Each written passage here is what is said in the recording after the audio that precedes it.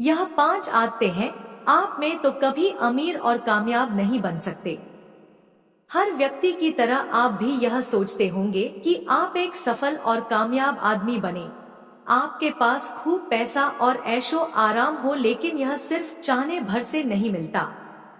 अगर आपकी किस्मत में हो भी तब भी अगर आप में यह 5 आदतें हैं तो आप अपनी किस्मत अपने हाथ से खराब करके कामयाबी से वंचित रह सकते हैं। अगर 5 आदतें हैं आप में तो आप कभी अमीर और कामयाब नहीं बन सकते। नीति शास्त्रों में मनुष्य के कई गुण और दुर्गुणों की चर्चा की गई है और बताया गया है कि अगर व्यक्ति धनवान घर में भी पैदा हो लेकिन उनमें यह 5 आदतें मौजूद हों तब वह अपने धन का खुद ही नाश कर लेता है, और जिनमें यह 5 आदतें नहीं हो वह गरीब घर में पैदा होकर भी कामयाबी की बुलंदियों को छू सकता है। नीति शास्त्र में आलस को मनुष्य का सबसे पहला शत्रु माना गया है। जो व्यक्ति कर्म करने की बजाय अपने शरीर को आराम देने में लगा रहता है, देवी लक्ष्मी उसके पास कभी नहीं आती है। जबकि गरीब व्यक्ति भी जब अपने शरीर को कर्म में लीन कर देता है तो उसकी गरीबी तेजी से दूर होती चली जाती है। उदाहरण के तौर पर सुदामा को ही लीजिए, अगर वह आलस के कारण द्वारिका नहीं जाते तो उनकी गरीबी कभी दूर नहीं होती।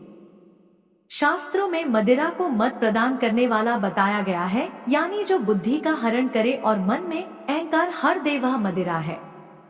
मदिरा पान में जो व्यक्ति डूब चुका होता है वह कितना भी कमा ले उसके पास बरकत नहीं रहती है।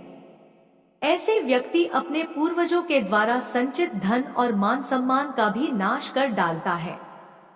परस्त्री पुरुष गमन को नाश का मार्ग बताया गया है।